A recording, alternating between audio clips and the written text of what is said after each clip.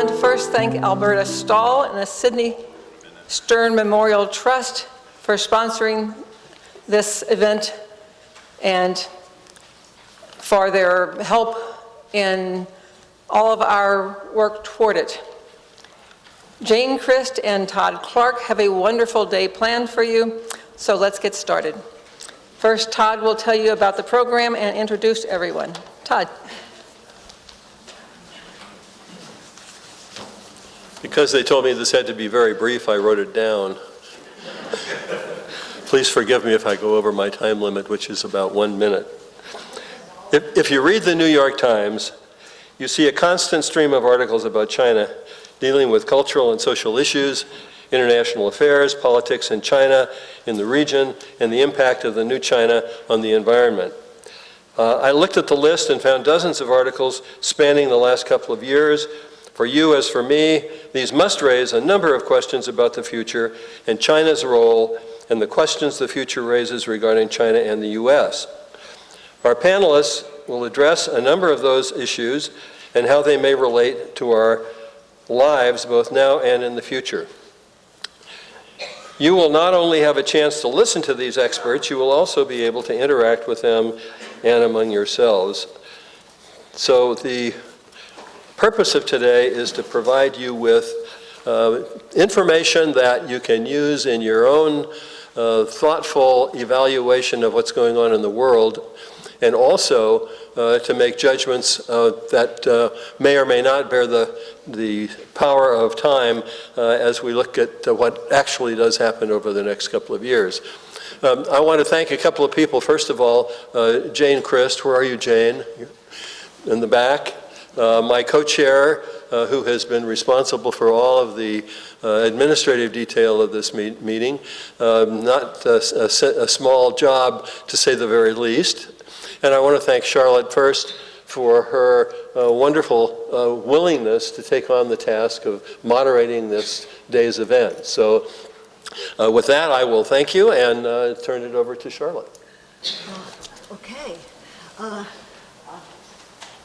Okay, my job is simply to introduce all of these wonderful people and help the flow of discussion after their presentations. I think four of them together show what a fabulous resource Southern California has in its academic community, that it was so easy to bring together outstanding people like this who do overlapping and complementary studies of contemporary China.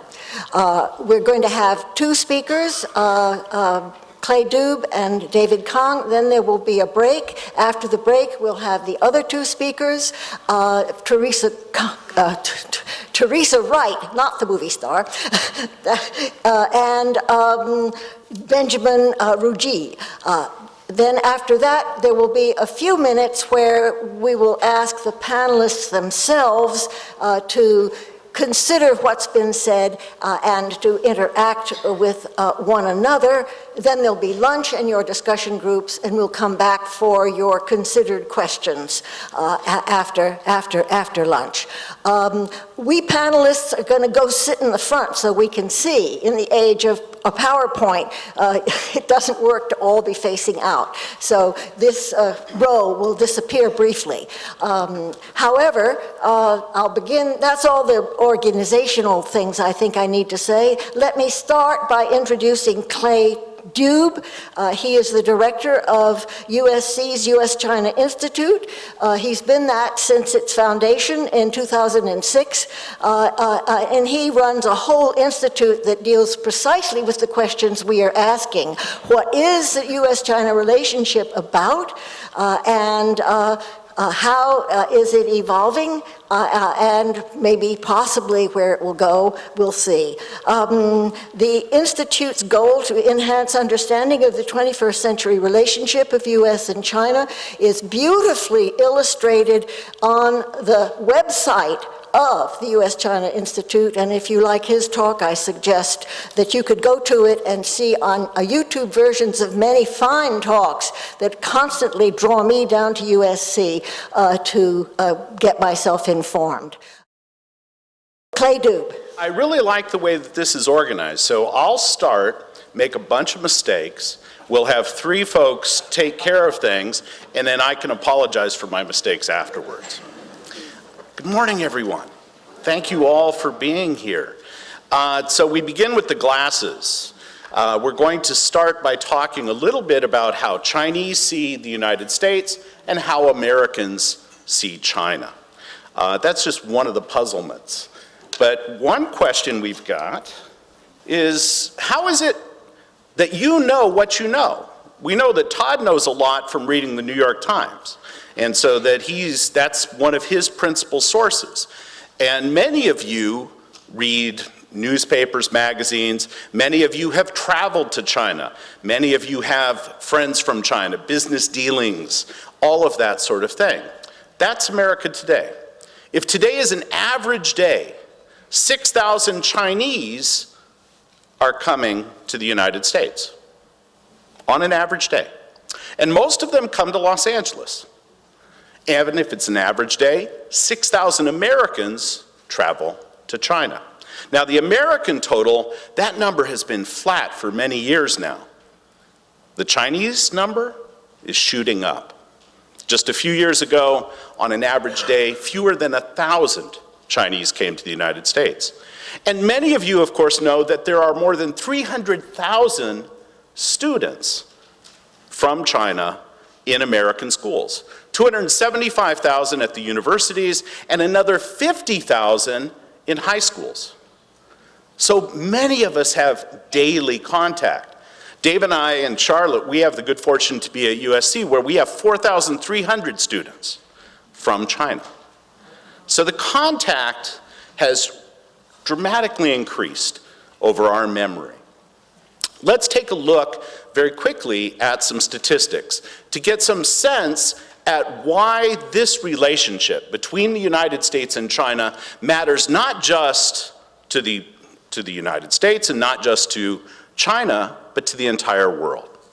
So first off, in terms of GDP, about 1 out of 3 of everything, the value created every year, 1/3 of it is produced in our 2 countries.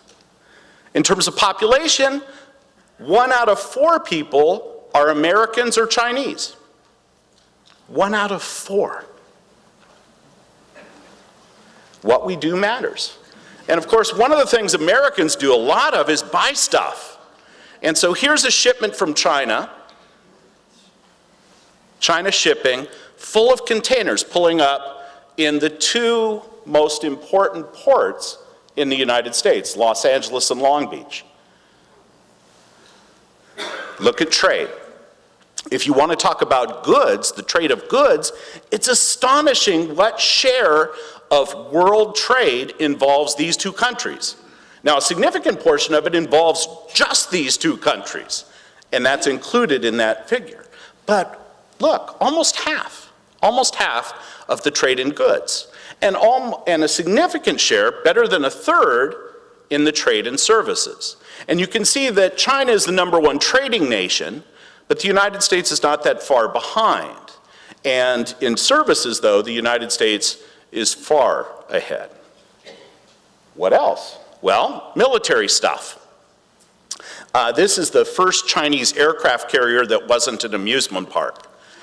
The first one was an amusement park down in Shenzhen. This is a Ukrainian cast-off that has been retrofit, and now they've been landing planes, sending planes from it. In terms of defense spending, our countries, #1 and #2. Now, in this case, the United States has a huge lead, right?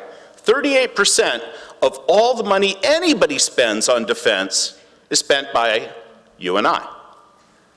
China's rising rapidly, but is nowhere near that.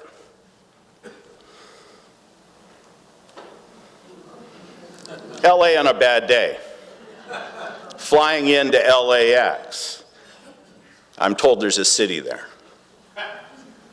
And this, at, I guess, I don't know, about 1 o'clock this morning, this is from the United States State Department, created an app that you can use on an iPhone or on an Android phone to access information about the air quality in those cities where the United States has embassies or consulates. And in Shanghai, not a good day today to be breathing. Save it for tomorrow. Our two countries are doing the most to change the climate for our children and our grandchildren, right?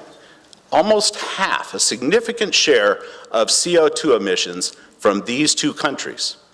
The US used to be number one, but China has shot right past. Now, many of us are aware of the huge economies that exist in East Asia. Japan, of course, long a leader, Korea, Taiwan, other countries. But now, of course, the story is, in significant ways, about China. And so, just before the financial crisis, America drops, America slows its purchases, but Asia shopping. And then a couple of years ago, Alibaba mentioned here. And is Alibaba doing business? In a big way. Last quarter, they were responsible for the buying and selling of $131 billion worth of goods. 2 years ago, they already sold more than Amazon and eBay combined. Alibaba. Now, many Americans think that China's in charge, think that China has the world's largest economy and that they're world beating. And that probably will be the case before too long. And so they know about the rapid economic growth that China has experienced. And so the red line is the actual growth, the blue line is the target. You can see they always are above that target. And we're aware that American growth rates are not quite that. Recently, of course, the United States has recovered. But this, in many ways, is a return to the norm. China has a lot of people. It's a big place. We should expect it to have a huge economy. Throughout most of human history, it had the largest economy. And so if you look, for example, at 1750, China alone had 1/3 of the world GDP. The Industrial Revolution in Europe, and then in the United States, of course, changed that ratio. So in some ways, this is a return to the norm. You can see China and India, what is now India, with over half of world GDP. But China faces problems that we're not always aware of. The first one is that there are a lot of Chinese. A lot. The population of the United States is about 313 million, the total population. China has added more people since it began the economic reforms in 1978 than the United States has people. And so it's going to have a large economy, but on a per capita basis, it's nowhere near the United States, perhaps 1/8 the size of the United States. China confronts huge problems in inequality. And does inequality matter? Absolutely. What we have on this map is information about life expectancy. And if you're in one of the poorer areas in the West, on average, you live 5 years less. What would you pay for an extra 5? Inequality matters. China is also no longer the low-cost provider. Here you see rising wages. The red line is China. And you can see it's up and has met Malaysia, and it's higher than many other places, including Mexico in some respects. And this is the Chinese population pyramid. And if you actually tried to build a pyramid this way, there's a decent chance it would tip over. And that's the problem China confronts. Exactly that problem. Everybody knows that why those yellow lines are longer than the white ones. Because of surplus males. If we just look at the millennials, this group that I've highlighted here, if we just look at that group, this is the biggest generation China has ever known. It's actually the biggest generation the United States has ever known, too. 415 million people in that age group. And so the folks that are over 20, they're supposed to be thinking about doing things, getting a job, getting married, having children. Well, many of us, so those are some of the issues China confronts. One of the other things I should note is that China is a rapidly aging society. Before too long, China will have 300 million people, equal to the population of the United States, all over age 65. How to pay for this? Many of us, what we know about China, it comes to us through the media. And at the Institute, at the US-China Institute, we have a documentary series that you can watch on the web called Assignment China. When we finish it later this summer, we'll have 11 segments from the 1940s and the Civil War right up to today. The blocking of Bloomberg, the blocking of the New York Times, the expulsion of journalists, this sort of thing, all covered. And for people in this room, most of us, one of the seminal moments when we think about China was June 4th, 1989. 26 years ago, next month, right? And the demonstrations that came to a violent conclusion. And this is one reason people our age tend to have a more negative view of China than younger people who have no memory of it. They don't have any memory of it in China because it's not taught, it's not discussed, it's largely blocked on the web. And of course, you know why Americans don't know about it, young Americans. It's not blocked. Here's just a half a minute or so from the cameraman who shot the famous scene of the lone protester standing off the tanks. The night before we were getting the best video we could, you could see kids coming out on stretchers that had been shot. And we never went downstairs. Everyone decided it was too dangerous to go down and get video. So we were just hanging out, and another cameraman, Tim Schwartz, said, "Hey, look at that guy in front of the tank." And I looked at it and said, "Oh my God," zoomed in on it and started videotaping it. And you know, when the column stopped and that man blocked the tanks, they were trying to scare him off by shooting over his head. Well, shooting over his head was basically at where our position was. Was the 5th floor, the 4th floor, whatever balcony we were on, but the bullets were so close you could hear them whizzing by. And at that point, we just locked the camera down, and Mitch and I laid on the ground and looked over the balcony, seeing what was going on. And at one point, we came inside because it was just too dangerous. There were bullets ricocheting around. And we were inside, and we heard the column of tanks moving, and we didn't really even know what we had on the tape until we went and looked at it again. We've interviewed the journalists that covered that event as well as a whole lot more. This chart shows that differing view of China in the United States and from the part of Chinese towards the United States based on how old people are. This poll was conducted last spring. And in terms of Chinese looking towards the United States, people 18 to 33, millennials, 60% of them have a positive view.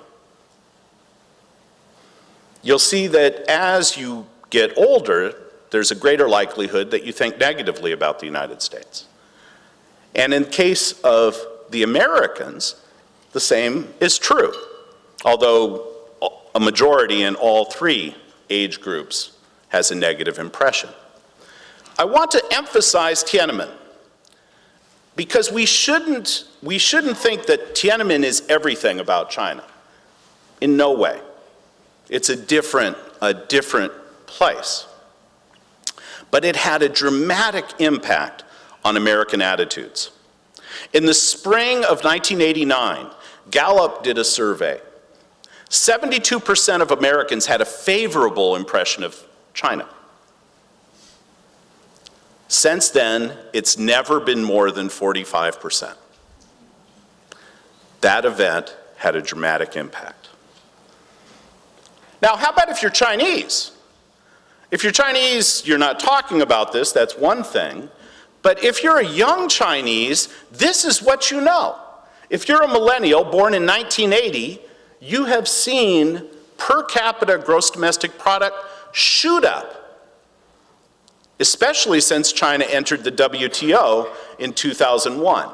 For Americans, 2001 is all about 9/11.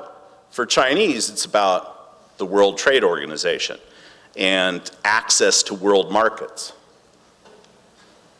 This guy was hugely popular a few years ago in China. When he was elected in 2008, you have real estate developers using him to sell houses. Because if Barack Obama lived in Xi'an, he'd live there. And Obama, of course, is famous for using his BlackBerry, and what we have over here is a BlockBerry. So it's a knockoff, and with the president's endorsement. Sort of. Obama's popularity, however, has sunk in China. But the relationship is too important to be ignored. And so just a couple years ago, we had the leader of China, Xi Jinping, come and visit. And on Weibo, Chinese humorists thought this was pretty good. Okay. That sort of thing. Americans paid almost no attention to it. Here in Southern California, it was a local story. The New York Times covered it, the Wall Street Journal covered it, others covered it. But Detroit, not on the front page. Atlanta, not on the front page. Chicago, not on the front page. You know my song. Dallas, not on the front page. And no, not even San Francisco. But in China, CCTV is all over it. The Central Chinese Television, all over it, emphasizing this new style relationship. I have a friend at USC who said, he's a public relations specialist, he says the Chinese are wonderful, they stay on message. Here's an example. The People's Daily, Guangmen Daily, which another national newspaper. Beijing Daily. Now Charlotte can read this, but even if you can't read it, what can you see? Some consistency. Placement of the photos, everything's the same except the font, and one paper doesn't have subheadings. Now we use China. We use China in the United States. Obama has used them, other politicians have, as a mobilization tool. So for example, Obama wants to build high-speed rail. So he talks about China having so much of it and says that used to be us, which Tom Friedman turns into a book title. I am getting pulled here, so you're not going to see this campaign ad. The Chinese response is, see the Americans talk about a China threat.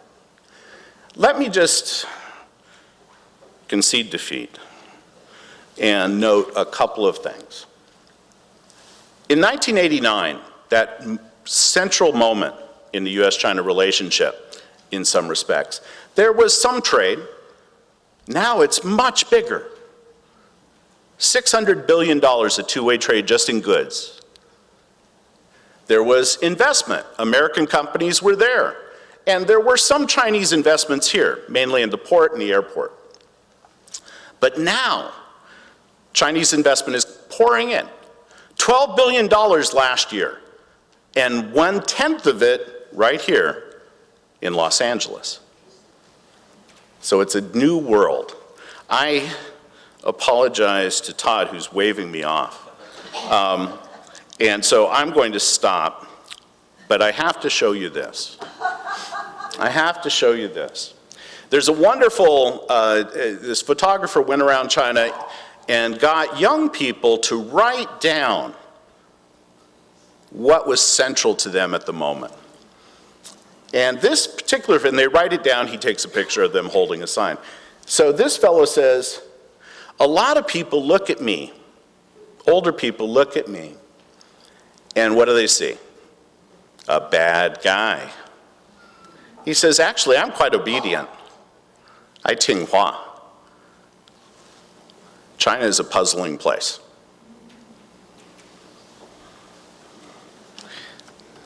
And that's good. I'll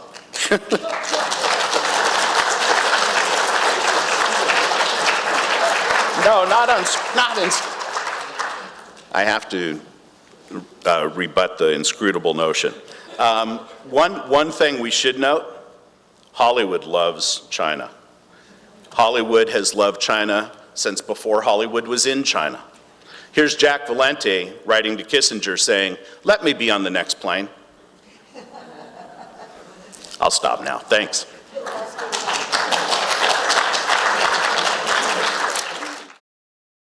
The next one is David Kahn, also from the University of Southern California, where he is a professor of international relations and the director of USC's Korean Studies Institute. So kind of way back, he knows Korea and talks about Korea and is an authority on Korea, but he goes far beyond that. He has written a book called East Asia Before the West, which suggests that it isn't all about us and them, but there's a lot going on within East Asia itself. He's also written another book called China Rising, Peace, Power, and Order in East Asia, and I suspect that may be more where he's going to be focused in his presentation. We're fortunate to have him. Please.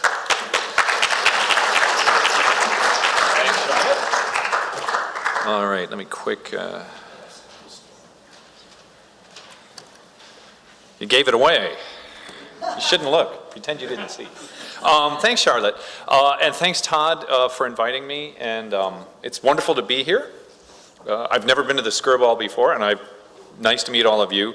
I will try and stay within time. But I was asked to talk about the international relations, right? The U.S. and China on a collision course. And what's interesting about this is probably the view in Washington, D.C. is different from the view that we would have here in L.A. or almost anywhere else. Because essentially the view in D.C. is pretty straightforward, that the U.S. and China are on a collision course. This guy is Aaron Friedberg. He's a big shot. He's an endowed chair at Princeton. He was the senior policy advisor for Dick Cheney. He's now still a... I can see I'm speaking to a certain type of audience here.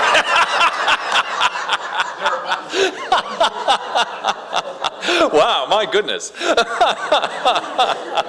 Anyway, he's back at Princeton now, and he has made, and I say this, half jokingly, but it's also serious. He has made his entire career predicting that China and the United States cannot be friends. So this is from 1993, Ripe for Rivalry, right? And then you can see he's written the same book for 20 years. Ta-da, right? And he just sort of updates it. And I joke about this. I would say half serious, but half not. I mean, he is he's far more influential and famous than I am, right? Much to my chagrin. No, but it's like, at some point, he may be right. But he's not right yet. But you can never go wrong being a pessimistic power politics person if you're talking about IR. So here's the one tidbit you can take away from this talk is if you ever are talking about foreign relations or something and you don't know what's going on, be pessimistic. I don't know, I'm very worried about the situation in Ukraine. Without power is all that matters, right? No one will ever accuse you of being naive, right? No one will ever say you're so naive, you think only power matters. But he's been wrong for 20 years, right? Now, I have the opposite approach. I've been right for 20 years. I think it's more complex than that, right? Because the question is, are the US and China on a collision course? If you take this type of a perspective, which is essentially, how many of you have heard of the balance of power? This phrase, right? We have. It's really interesting. This is a phrase, it's an academic phrase. But it's an academic phrase that has become so widely used that it's moved into the popular lexicon. We all know it now, right? The balance of power. We all play Risk and Stratego, right? Same thing with like economic interdependence. These are words that have an academic meaning, but they've moved into the everybody knows them now. And the thing about balance of power is that it's very straightforward. Bigger countries threaten small countries. The bigger you get, the more you bully other countries. And it seems to make intuitive sense, right? It's obvious. The bigger you are, the more you push other people. Oh, except for us, because we're good. But other countries that are too big, right? I mean, you can see how quickly, well, not really, not everybody does. But China, well, we don't know China. They're getting bigger. They're going to be more dangerous. That's how Friedberg and a bunch of other people can predict without worry. The bigger China gets, the more dangerous it will be, and the more other countries will be worried about it. Now, they've been predicting it, as I said, he's been predicting it for literally over 20 years. And for a long time, when I first started to write, I'm going to keep this, when I first started to write about this, I have a view that comes from East Asia, right? I'm really started out as a sort of, my first brilliant book was compared Korea and the Philippines. I mean, that's what I did. I looked at the region, right? And the view from the region is very different from the view in the United States. And all joking aside, the one point I would have you take away from my talk today is this. Countries in the region share some of our concerns in the United States. About China, and are they a bully? They share some views of the United States. We're really good. They like having us there. But countries in the region do not share all of our concerns. They have a more complex view. For the simple reason, all those countries in the region, they are going to live with China forever. They're not going to move away. So the calculus they have is very different from ours, which is essentially an arm's length calculus. They have to live with China. And if we in America can begin to understand that, our foreign policy will be more subtle and nuanced. So that's the one point I would have you take away from my talk. Countries in the region share some, but not all of our concerns, and I'm going to talk about it. So I also used to say, you know, people still talk about China's rise, China's rise, as China rises, right? But essentially, in the last year or so, I've started to say the transition is over. At least in the region, the power transition is over. There is no more waiting for China to rise. And as Clay pointed out, you know, this is really a return to what China has historically always been. This is not new, especially if you've lived in the region with them for 1,000 years, as Vietnam and Korea and everybody else has. This is not new. So, and what is astonishing again is how quickly in 1988, this is sort of a share of regional GDP. I took 11 countries like Indonesia and Korea and Japan. 25 years ago, China was less than 10%, and of course Japan was over 70% of that regional trade. Japan was gargantuan. But it is breathtaking how quickly those lines have crossed, and now China's almost half. If you add up all the size of the economies in East Asia, China is now well on its way towards being, is already by far the biggest country in the region, which is what it always has been. And the only question is how much bigger the gap will become. So there's no more question of, oh, if China rises, if they catch blah, blah, blah, right? There is a question about the United States. Can they catch the US, et cetera? That might matter for us. My argument is for the region, it doesn't matter. The regional power transition is over.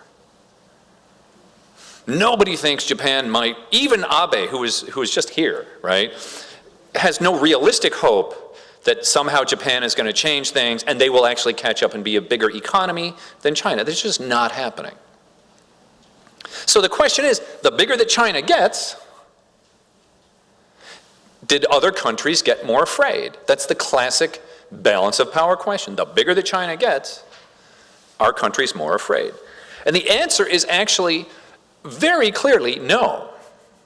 And I'm going to give you one example. My latest research is on defense spending. So here we have absolute defense spending. I should have made this, if I was better at PowerPoint, I would have made it animate. But what I have here is I have military spending. Clay talked about US and China, right? Military spending in the region, in inflation adjusted, constant dollars. So this is how much countries are spending on their defense. And if you look, and this is only in the last 10 years, here's China. In 2003, China and Japan's defense spending was about the same in terms of overall defense spending. The Chinese bar is it's just like a stratospheric increase upward. So now, today, China spends the second in the world. The only country that spends more, and spends a lot more, is the United States. What is just stark, look, no, all these other lines, they're completely flat. This is not a response. This is not a containment coalition. This is not a balance of power. There's no response at all. Japan still spends roughly $60 billion a year. Abe, this year, Mr. Right-wing nationalist asked for a 0.8% increase, right? And China, 10%, right? They're not even trying. This is not trying to keep up. Vietnam and the Philippines, we talk about, and this is where I think in many ways you need to know the region, because if you only read American newspapers, you'll hear about a Vietnam-China confrontation or a war, or Vietnam is buying 6 submarines, right? Vietnam total defense spending is about $4 billion. There's no possible way they are keeping up with China. There's not. There's a lot of other reasons that they're creating an army, and everybody knows you want to invade Vietnam, you're getting in trouble. But that's not the point. The point is, China is not going to invade Vietnam, and nobody really thinks so. There's clearly no response to this. So no, I mean, and so when I say, I don't think the region is getting into an arms race or a balance of power containment coalitions. This is the evidence that I use, right? Now, just for fun, this is the Philippine Navy. Has anybody here been in the Philippines or served in the Philippines or visited? Okay, right. The Philippine Navy consists of one ship. It's a 1942 US destroyer that was built by the United States in 1942 for World War II. It was decommissioned by the United States in 1955 and given to Japan. Japan decommissioned it in 1975 and gave it to the Philippines. That is their Navy, right? There are many things. The Philippines does not like China claiming some islands and things like that. No question about it. But one thing that is also very clear is that the Philippines is going to do a lot of other things to contest that. Legal, claims in the international court, rhetorical, multilateral, talking to ASEAN. But one thing it's very clear they're not going to do is they're not willing to spend the money to build a navy that can actually contest for those claims. So there's a lot of things that are unresolved in East Asia. But war, a balance of power, a collision course, is probably least likely. Now, here's something interesting, and this is a very consistent result, which is if you go to South Korea, has anybody here served in Korea, South Korea? Okay. More people have been to the Philippines, interesting. But Korea, what is striking to me about this, right, I should ask you guys what's striking. So South Korea, and this is a very consistent poll, right? I didn't just cherry pick this one. This happens over and over and over again. And you can do this by, like for the leaders and everything else, which is this. They have had, by far, the US is the most important ally of South Korea, and we defended them in a war against North Korea. We are key to their survival today. But, this should be 100% preferred security partner, the United States. The fact that it's 2 to 1, oh well, I just lost the thing, right? Almost 30% want China as their preferred security partner, 60% want the United States, right? It doesn't mean, and here's the problem if you're a Korea, it does not mean the Koreans are not incredibly grateful to the United States. They don't view us, they view us positively. They see us as a friend and an ally. But again, Koreans were going to live next to China forever. And China is incredibly important to their own security. The worst position in the world for Koreans is to have to choose between the US and China. They don't want to choose. China is incredibly important to have a stable relationship with this massive country that is on your border. It's not a question of, wanting to choose. Korea does not want to choose between the US and China. Now, the Japanese are a little more comfortable choosing just the United States for a number of reasons. This is Yasukuni Shrine. Has anybody been to Yasukuni? A couple of you have, right? The museum in particular, right? Have any of you guys been, right?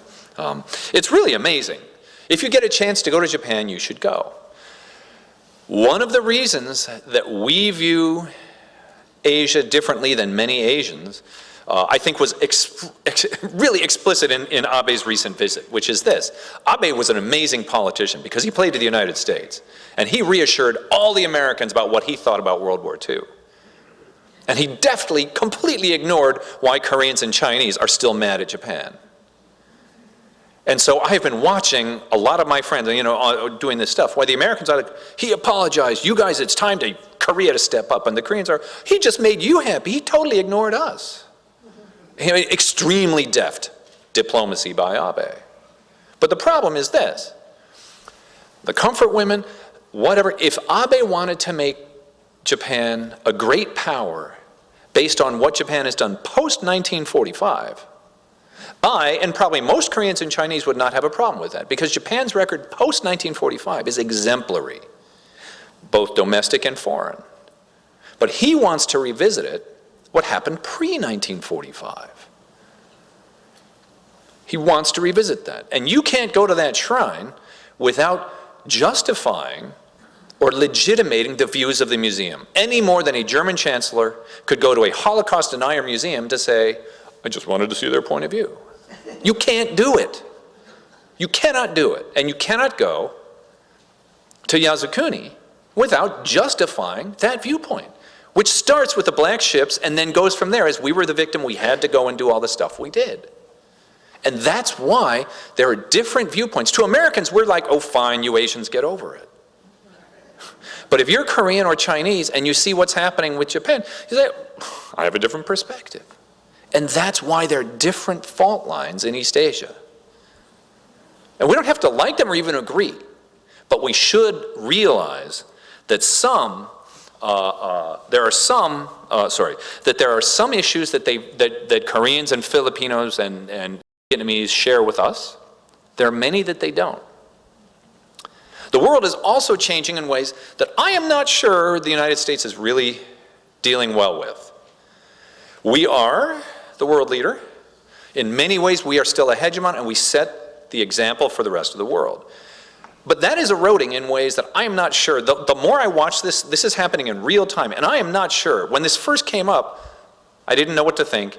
The longer it goes on, the more I think we really screwed up. And it's the symbolism is what's bad. So, essentially, China is the back to this thing called the Asia Infrastructure Investment Bank. You guys may have heard about this. It's just going on this year, right? They've been talking about it for a while. When they first launched it in October. Here are the countries, a bunch of countries jumped on bandwagon back in October, right? Countries, wait a minute, India? If you read only American media, the only thing you hear about is India and China are destined to balance and fight each other. But they're creating a bank. Malaysia, the Philippines, Vietnam, Singapore, these are all countries that if you only read American media, you will think are all terrified of China and are trying to contain it. And yet they are in on the ground floor on a bank because much of the business of Asia is business. And they are going to have to live with China, and it is far more complex than a containment coalition we had against the Soviet Union, where we didn't trade or anything with. It's not going to be that way. It is simply not ever going to be that way. And I think the United States, in thinking that we can draw a line, makes it worse for ourselves, because we put direct pressure on many of these countries not to join. So it's not about the bank itself, but it's about US leadership. And it looks bad because they ignored us. And the UK, and in the last month, the United Kingdom, Germany, South Korea, Australia all joined against direct American pressure saying, don't do it. which makes us look like, and you know, and the last thing, and I'm going to conclude, so it's being called a debacle, right? Because it's viewed as this way, which is the US is trying to say, don't stay with our banks, don't join their banks. And all the countries are like, well, I think we'll join this bank too, right? Now let me conclude by saying a couple things. Okay, I'll stop there, right? Let me conclude by saying this, right? There's an enormously complex relationship in East Asia that the United States, if we only view it as a contest for supremacy, I think we are making a mistake. When Obama announced the pivot, the Asian rebalance in 2009, 2010, he started out, at that time, Hillary Clinton said it begins with forward deployed diplomacy.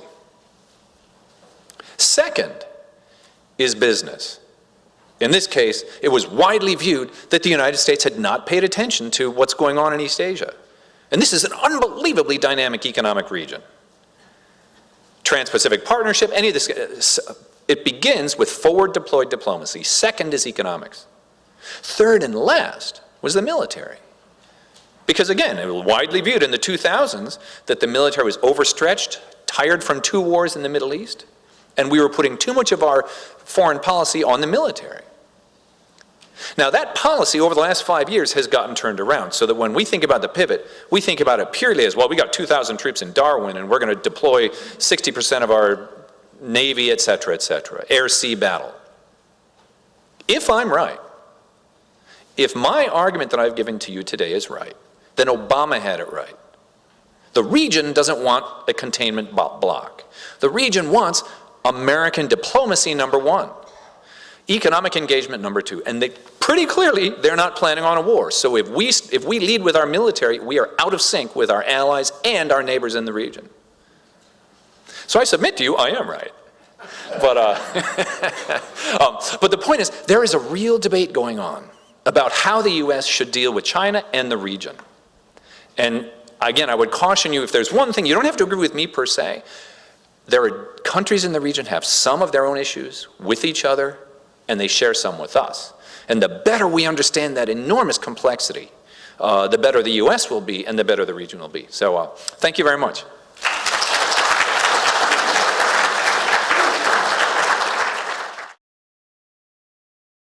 Our next speaker is Professor Teresa Wright, who is the chair of the Department of Political Science at Cal State University, Long Beach. And she comes to us from Berkeley, where she got her PhD in political science.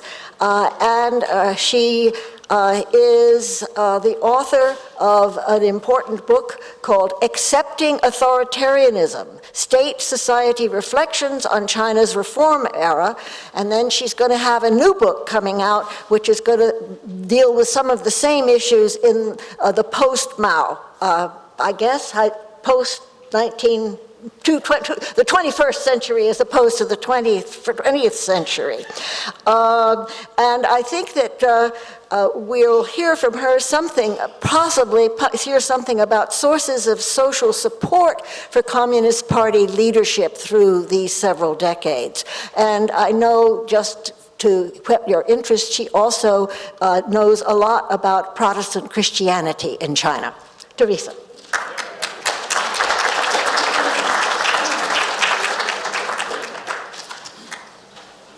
All right, good morning, everyone. It's a real pleasure to be here. I want to thank Todd and the PLATO Society for having me here today. And yes, I do want to plug my new book. It is released on Monday, so 2 days. It's called Party and State in Post-Mao China, so that's the one that's just coming out. So today I want to talk to you about the Chinese political evolution, but what I really want to do is first look at and try to answer some questions that arise from what really is an interesting fact and maybe kind of a surprising fact for some people. And that fact is that in the post-Mao period, and especially since the early 1990s, China's government has been characterized by remarkable popular support and stability.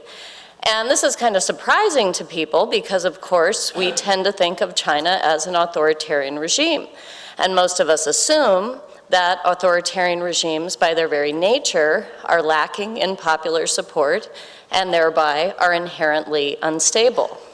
So this kind of flies in the face of conventional wisdom about the stability of authoritarian rule.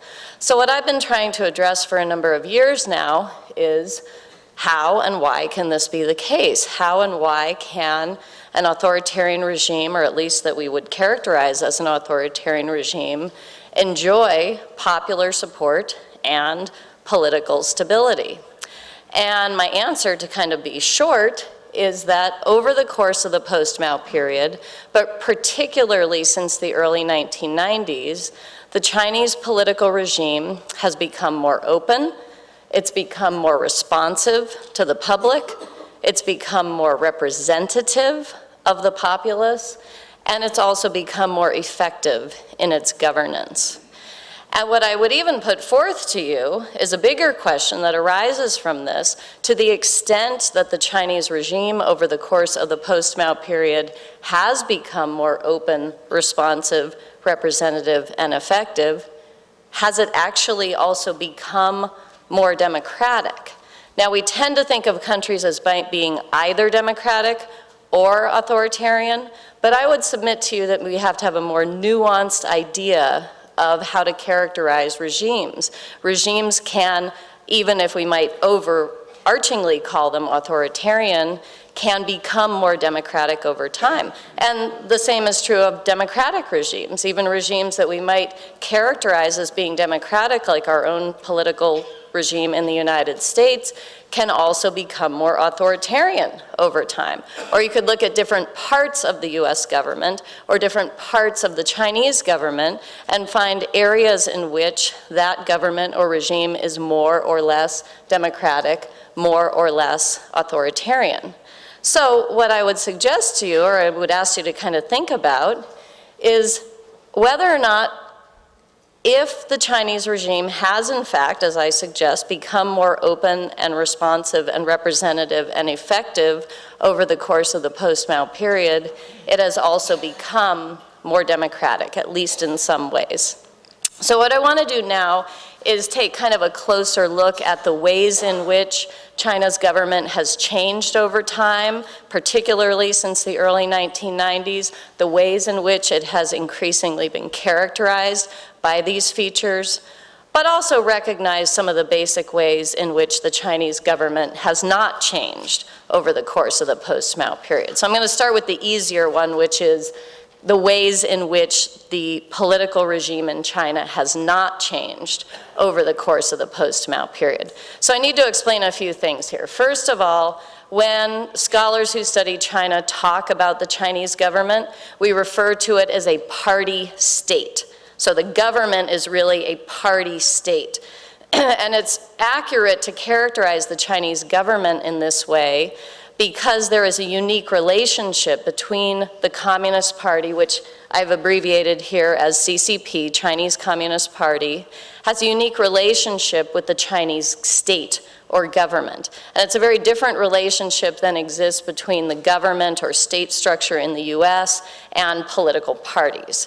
So in the United States, when the Founding Fathers created the Constitution, which then led to the creation of the government that we still have with us today, were there any formal political parties in existence? No. So the government predated formal political parties in the United States. Political parties in the United States grew up in response to the governmental structure that was created by our Constitution. Political parties were created by people who thought that by using political parties and creating political parties, they could gain control over the government, but they arose after the government was established, sort of in response to the creation of the particular kind of governmental system that our Constitution created. In China, it's the opposite. In China, the Chinese Communist Party, when it came to power in 1949, created the government. It created the government, or what we might call the state, to serve its own ends. So the government in China doesn't have a purpose or a goal separate from the purpose and goals of the Chinese Communist Party. So the Chinese Communist Party in China created and controls the state. This has been true basically since the Communist Party took power in 1949, throughout the Maoist period, and throughout the post-Mao period. So that's something that hasn't changed over time. Now, if you look at the actual structure of the Chinese party state, on paper, there's a difference between the structure of the party and the structure of the state. The Chinese Communist Party has a constitution that lays out the structure that you see here on the left. The Chinese government also has a constitution that lays out the structure that you see here on the right. And this basic structure of both the party and the state has really not changed over the course of Chinese Communist Party rule in China. So if we could roll back to 1960 or 1970 or 1980 or 1990 or 2000, it would basically be the same chart that you would see here. So in this sense, in terms of the structure, there really hasn't been any significant change. One other thing that I want to emphasize is that the party, because it created and controls the state, the party is embedded in the state. So all of the top leaders on the state side over here are also top leaders within the Chinese Communist Party. So President of the People's Republic of China is Xi Jinping. Who is the General Secretary of the Chinese Communist Party? Xi Jinping. Okay, it's no surprise, it's no accident that that is the case. The members of the Standing Committee of the State Council are the members of the Standing Committee of the Politburo. So they're basically one and the same, although on paper they are separate. So in terms of the structure of the party state or the Chinese government, there's been very little change over time. But that's not really what I want to emphasize today. What I want to emphasize is the fact that in other respects, the Chinese party state has dramatically changed over the course of the post-Mao period in significant and very important ways. So first of all, if we look at the kind of people who now occupy posts within the party and within the state or within the party state, there has been fundamental change. And this has resulted from a fundamental change in the goal of the party state. So during the Maoist period, which spanned 1949 through Mao's death in 1976, the goal of the party state was to create a communist society. And that society was to be characterized by economic prosperity, economic equality, and leadership of the Chinese Communist Party as the representative of the working masses in China, as a communist party. That was the goal of the party, and that was the goal of the state. In the post-Mao period, the fundamental goal of the Chinese Communist Party has changed dramatically.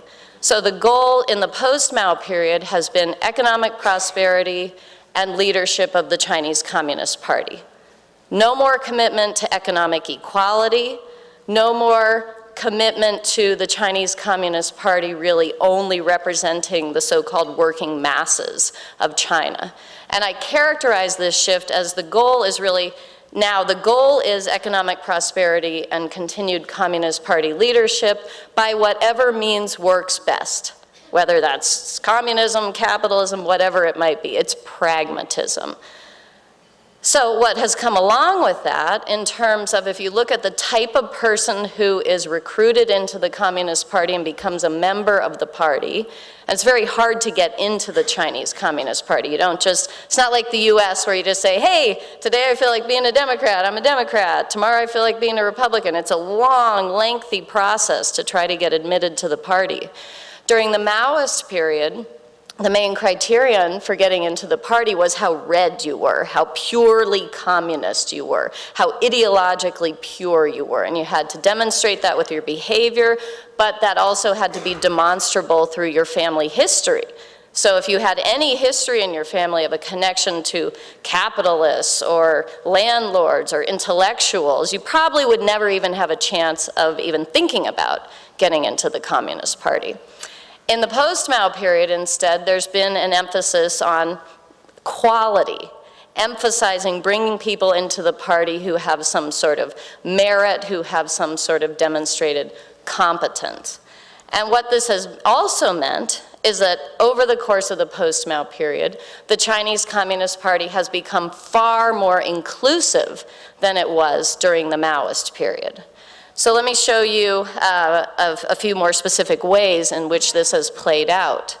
Over the course of the post-Mao period, resulting from this change in the party state's goal, we've seen a decline in the percentage of peasants and sort of rank-and-file workers within the Communist Party, and we've seen an increase in people who are educated, especially college-educated people, and also, interestingly, private business owners. How can that be? How can you have private business owners, capitalists, be members of a communist party? But it's true. It's been the case legally since the early 2000s.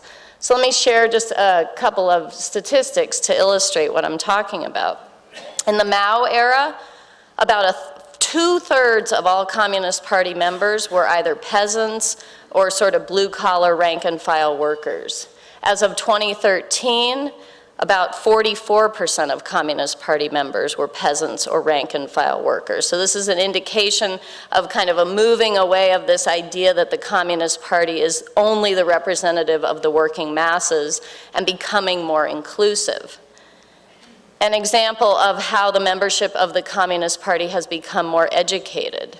In 1978, which really marks the start of the post-Mao period because that's when Deng Xiaoping consolidated his power in the Communist Party. In 1978, less than 13% of Communist Party members had even a high school degree. As of 2013, more than 40% of Communist Party members in China had a college degree. So the membership of the party has become far more educated than it was during the Maoist period. Looking at private business owners, capitalists in sort of Marxist terms, as of 2011, roughly 40% of private business owners in China were members of the Communist Party. That's a stunning percentage. More than 90% of the 1,000 wealthiest individuals in China are either government officials or Communist Party members. Now, that's not surprising for Americans. We're used to having wealthy people being also, our political leaders. But it shouldn't really be the case in communist China, right? That's led by a Chinese Communist Party. All right, so all this adds up to the party emphasizing quality over redness and becoming more inclusive over time. So the composition of the party has changed dramatically in the post-Mao period relative to the Maoist period. Now, if we go back to that structure that I showed you a few minutes ago of the state and the party, what I want to do now is also look at the way in which people are selected to sit on state-level bodies or party-level bodies, serve in sort of leadership positions on both sides of the party state. So I want to start at the local level on the state side. So at the local level, the smallest sort of unit in the countryside is the village, and the smallest unit in cities is the urban neighborhood. So going to the local level on the state side, down at the village level in the countryside, and the urban neighborhood in the cities, actually in the post-Mao period, especially since the late 1980s in the countryside and since the late 1990s in urban areas, mechanisms have been put into place to allow citizens to have popular choice, to have choice over who their representatives will be, and to consent to who those political leaders will be. Democracy, in other words. So since the late 1980s, every village in China has had the right to elect its own village council, which is the lowest level of the state in the countryside. All adult citizens who are residents of the village are eligible to vote. They are also eligible to run for election. You do not need to be a member of the Communist Party.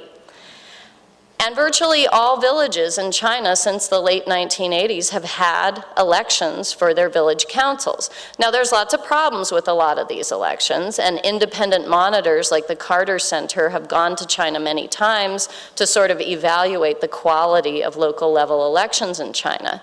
And they've found that in roughly half of all the village elections in China, elections operate according to what we in the West would consider to be free and fair standards. So they're actually real, robust elections. Also, voter turnout rates are very high in these village elections, something that is in a real contrast to, say, voting for city councils in the United States, right, where we have just pathetic turnout of often less than 20% of the eligible voting population. Villages in China also have the right to form village assemblies, and this is really a form of direct democracy that's available to people at the local level in the countryside. Village assemblies have the legal right to determine expenditures for the village, land allocations, the implementation of birth control policy, real things that have a dramatic impact on people's lives. Now, in the cities, at the lowest level is the neighborhood, the urban neighborhood. Since the late 1990s, residents of urban neighborhoods have been able to vote for their own residence committees that are sort of akin to the village councils. Now, these have not progressed nearly as far as the village councils have, and that's why I put them in sort of smaller font up there. Recent estimates are that in only about 10% of all resident committee elections are the elections held by standards that we in the West would consider to be free and fair. But they exist, and the party state has at least claimed that it would like to expand these and make them more democratic, make them more like the village councils have worked in the countryside. Now, above the, going now back to the party side over here at the local level, there is a party secretary, the local party secretary. So even on the party side at the local level, mechanisms have been put into place that allow citizens, even non-party members, some popular choice and some ability to consent to their representatives. Now, there's been experimentation with various kinds of mechanisms. One is, in some localities, there's a requirement that the local party, a candidate for local party secretary must first be elected to the village council before they can be considered to be sort of a qualified candidate to be the local party secretary. So even at the lowest level of the party, there are some real mechanisms in place whereby the general public, even non-party members, have some say in who their leaders are. Now, if we go up higher than the local level, sort of this in-between area here, not the very top, but in between, there also have been some mechanisms put into place to make the system somewhat, and I emphasize somewhat, more democratic.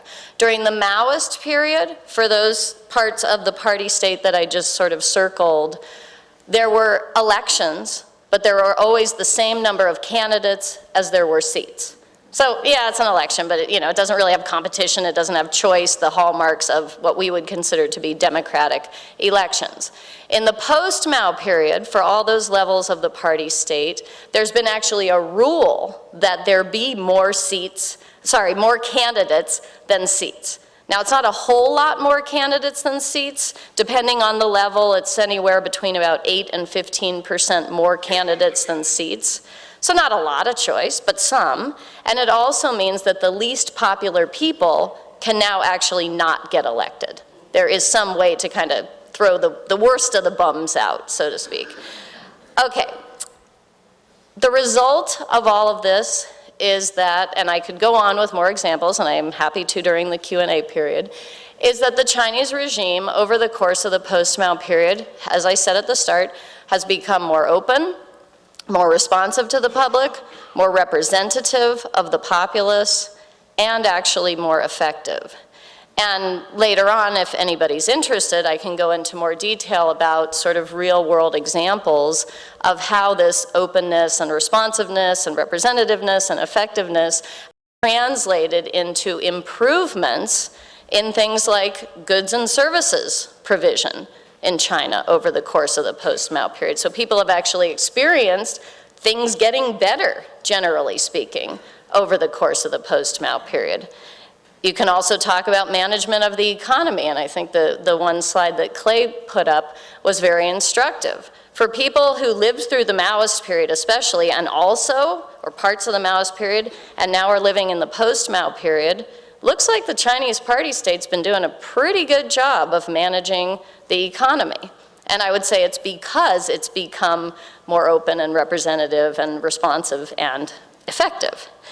Now, the bigger result of this is that the party state has become more legitimate and has become more stable as a result.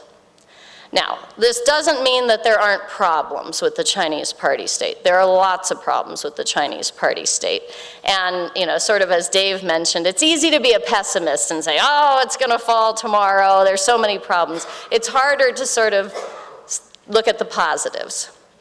But, so I do want to recognize that there are continuing problems, serious problems that need to be addressed. And we're going to hear more about the environment in a few minutes. Healthcare remains a real mess in China. There are problems with the educational system, especially higher education has become very unaffordable for most regular citizens. Corruption is a severe problem. And finally, China is now faced with having to kind of transition its economy from an export-led economy to a domestic consumption-led economy. And that's a big question, whether or not it'll be able to pull that off, or the party state will be able to pull that off. But I would suggest to you in closing that in order to resolve these problems, what really is necessary is that the regime keeps doing what it's been doing, that it continues to be open and responsive and representative and effective. And the kicker to that is that I think it can do that even while still technically remaining an authoritarian regime. I see no reason why, in order to continue to be open and representative and responsive and effective, it has to become liberal democratic throughout. It hasn't done that over the course of the last 30 years, and it's not clear to me that that has to happen. Even if we might want it to happen, I think sort of my policy advice to Americans would be we might need to accept that it might not happen and sort of be okay with that. All right, that's all I have to say. Thanks.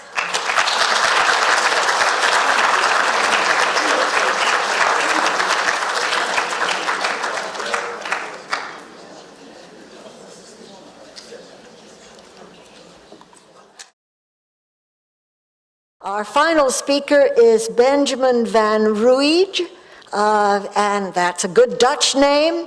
He comes to us from the Netherlands. He was trained in Leiden and it originally directed a Netherlands-China law center.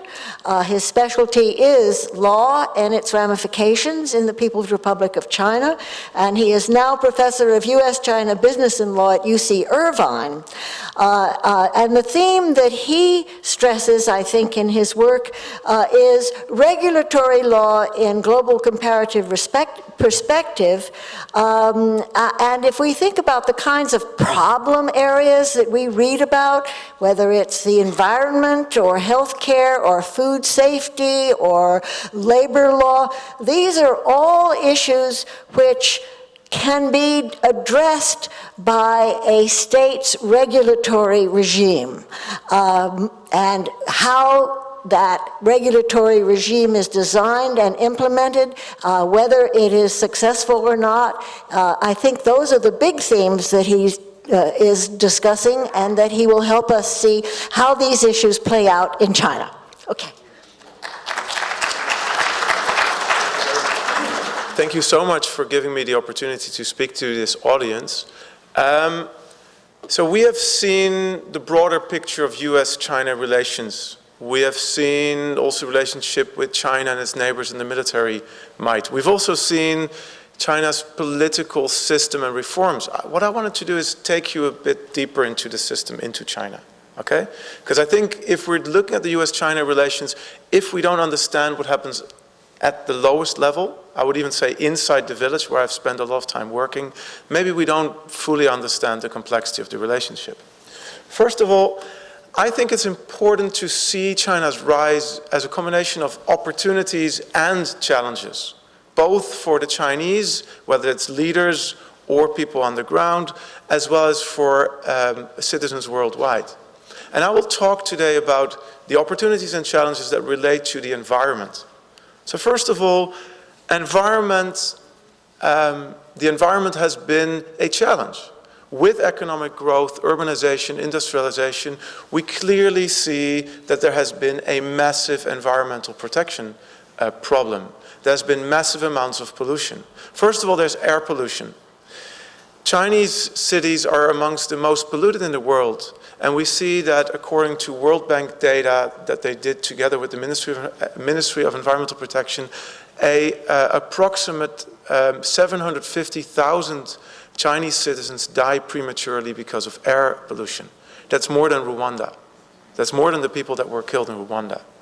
So if you let that sink in, even more if we look at water, 200 million Chinese citizens fall seriously ill each year due to water pollution.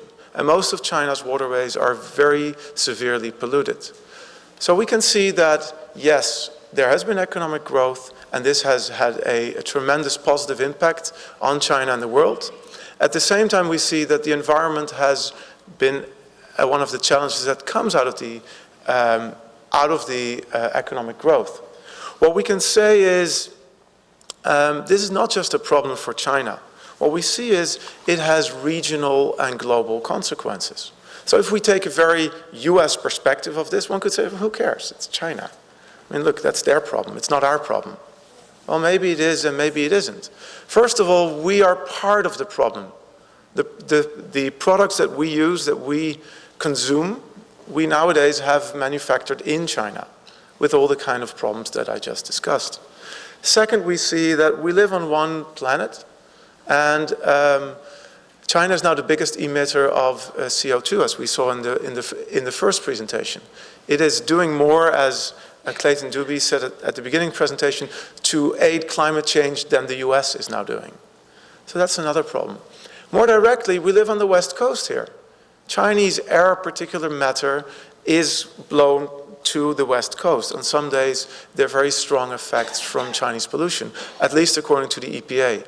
I don't know exactly how they measure, how they know whether a particulate matter here that we see comes from China. It doesn't have a made in China stamp on it, I guess.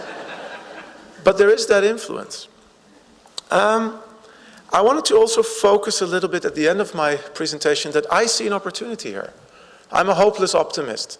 I've been studying the Chinese environmental problem for 15 years. It's not going better, but I do think in the end it will become better, and I see an opportunity for US engagement, both in trade as well as in the research and the policy areas. And I'll get back to that at the end of my presentation. So let me go a little bit deeper into China's environmental problem. Why does China have an environmental problem? So first of all, you cannot grow rapidly without environmental protection. As one director of a local level, a chemical fertilizer plant told me at some point when I interviewed her, she said to me, and she was very honest, she said, look, we cannot make chemical fertilizer without pollution. Anybody telling you that is lying. You cannot have strong economic growth without environmental pollution. And the kind of growth that China has been having is immense, as of course has been its pollution problem. Has there been no response? There's been a massive response. Maybe not everybody knows because you don't read this in the newspaper. China has developed a massive amount of policy as well as law. If you would come to my office, you would see the amount of environmental law at the central level. It is this much. I mean, going from here to here.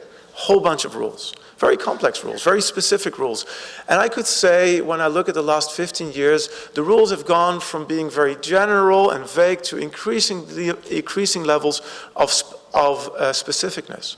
Also, we see that the rules are more and more ambitious. Also, we see that the fines and the kind of sanctions that now exist are increasingly strict on the books. The problem we have in China is not a shortage of law, it's a shortage of implementation. And that's why I studied it. I'm interested in why people obey rules. And increasingly, as a lawyer, I've become a bit weird. I find it weird that law does anything. And that's maybe after having spent 15 years in China, I have a different view on law. I just find it completely fascinating. So what do? What I normally do and have been doing since the last 15 years, first on environment, but also on labor and food safety and tax and intellectual property rights, is I start in Beijing. I start and meet with the people that make the laws and try and understand why have they made these laws? What was in the back of their minds? I try and understand what the law professors in Beijing and in Shanghai say about this. Then at some point I travel downwards. And I try and find where the rubber meets the road, where the law comes into action. So in China, for the environmental issues, it's brought me to the local level enforcement agencies, where I started to work in 2000. Then it brought me naively, and I'm naive, it brought me to the companies. I thought, okay, if I want to understand what the government does, maybe the companies will tell me. So I went to chemical fertilizer plants, steel factories, cement factories, restaurants.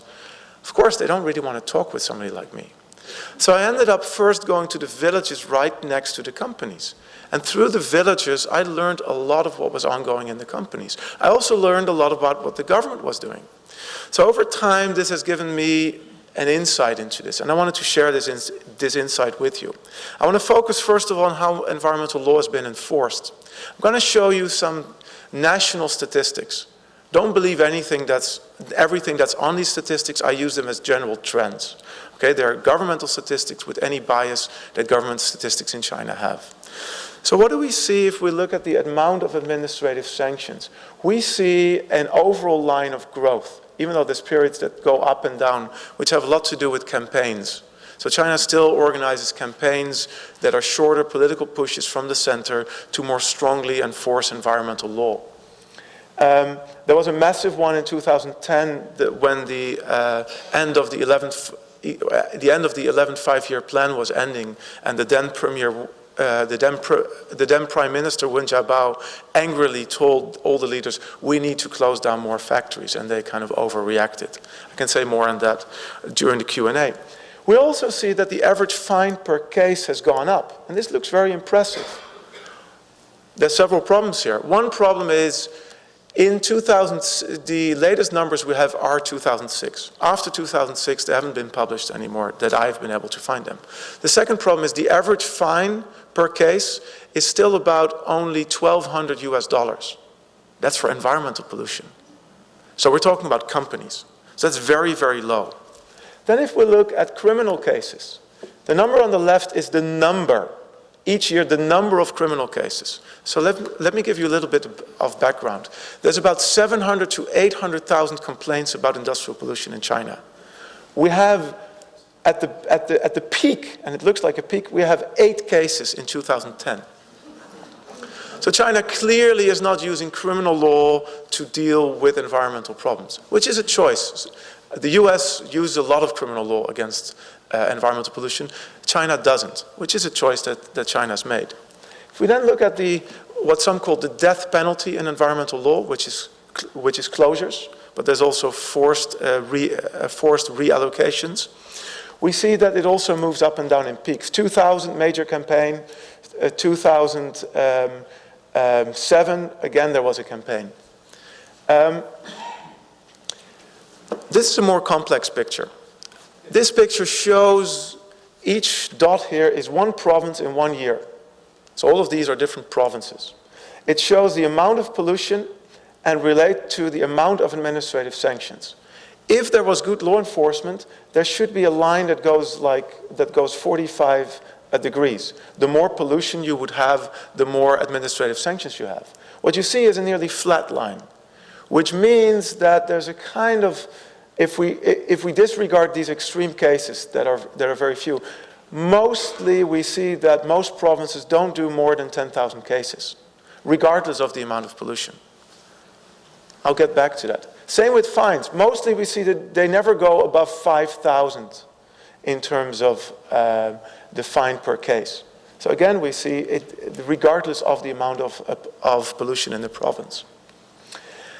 The other problem we have is not just weak enforcement, we have uneven enforcement. What we see in these slides, and I won't go through them in detail, but we see that richer places in China have more enforcement, also stronger enforcement. And I could go into them in details if you want during the Q&A. So let me give you a little bit of a more detailed perspective on how the law is enforced. What you're watching is a clip from the video called Under the Dome.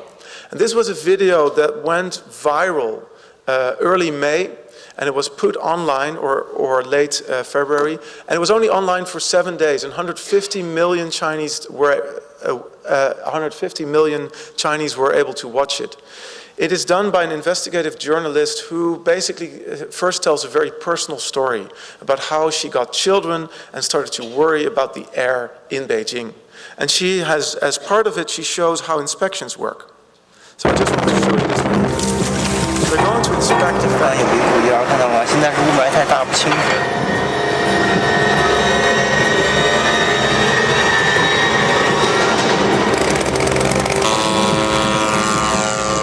现在这个天气看不太清，好像。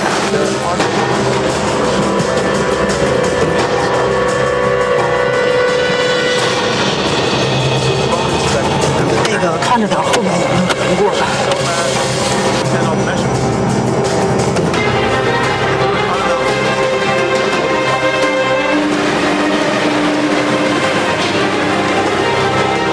现在闻到这个特别呛的二氧化硫的味儿，应该说这个烟尘。现在我们可以看从边上漏出来的烟尘非常的多，这些烟的话都通过污水排放，最后都排到大气。这除尘罩怎么不开啊？开着呢。开着呢，怎么这么大烟尘呢？这开着呢，往上吸的吗？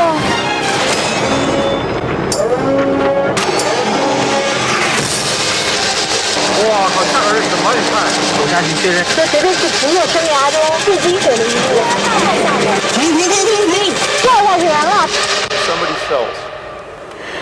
当时掉下去的就是环保部华北对外中心这个巡视员张大伟，我们当时都吓坏了，就因为这个工厂里头夜里头它没有灯，然后也没有任何警示，这有一个差不多3米深的坑，里面都是钢筋跟水泥。大伟想下去看一看，到底这个地方有没有排污。Okay, I will. So what we saw in the video is so vital. A lot of people think, oh, if just the Chinese government would do good law enforcement. Good law enforcement is not easy. So first of all, we see in many areas they lack the capacity to do good inspections. The most important thing about law enforcement is not sanctions, it's inspections. It's being able to know who's polluting where. And the thing that we see in the video is the funny thing about China is that a lot of factories, they have the environmental installations, which is the biggest investment, but they don't use them. They switch them off to save some money. Why? Because they know they won't get inspected. Why won't they get inspected? First of all, the amount of pollution compared to the amount of inspectors is unmatched.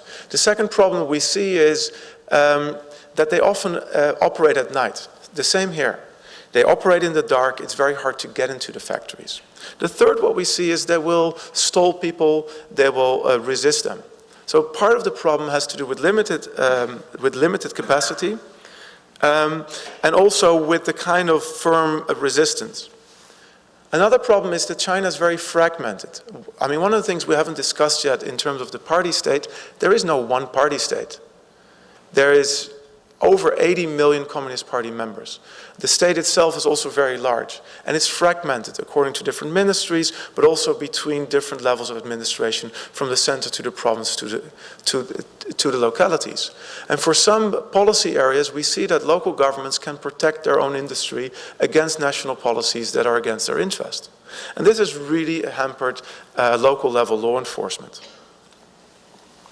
One of the things one could ask is, so what role do citizens play? And I very much agree with what was said earlier, is that citizens have become more important. First of all, we do see that the government opens up hotlines to get citizen information, especially at the national level. One of the ways in which the national level tries to keep a check on the local governments is through citizens. It is through trying to get their complaints. Also, what we see is that citizens have been involved in providing opinions on some of the laws that are being made. We also see that citizens have started to voice complaints about pollution, and we do see that these complaints put a pressure on local level law enforcement to do better. Finally, we see that citizens, to a certain extent, have been able to sue polluters, but there's only been about 3,000 cases a year compared to the 700,000 complaints that we've had. The problem is citizens as well as NGOs are like a bird in a cage. I agree with what was said earlier. You don't need a regime change. But what you do need for the regime to survive and to deal with these issues, and I've talked extensively with some of the people that are quite high up in the environmental agencies, they say, look, we need society. We cannot do it alone.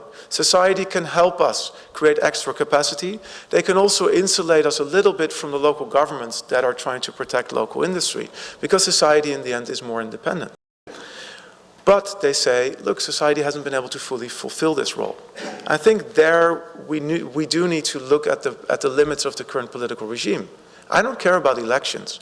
What I do care about is freedom of association and press. I think these are vital, vital elements that society needs to deal with these types of problems, to balance back the power that the firms have together with the local leadership, and that citizens can actually organize themselves more strongly. What we see now is, sure, there have been NGOs. Sure, we have about 40 NGOs in China that do work on industrial pollution. 40. Again, think about the immensity of the problem. Why is there only 40?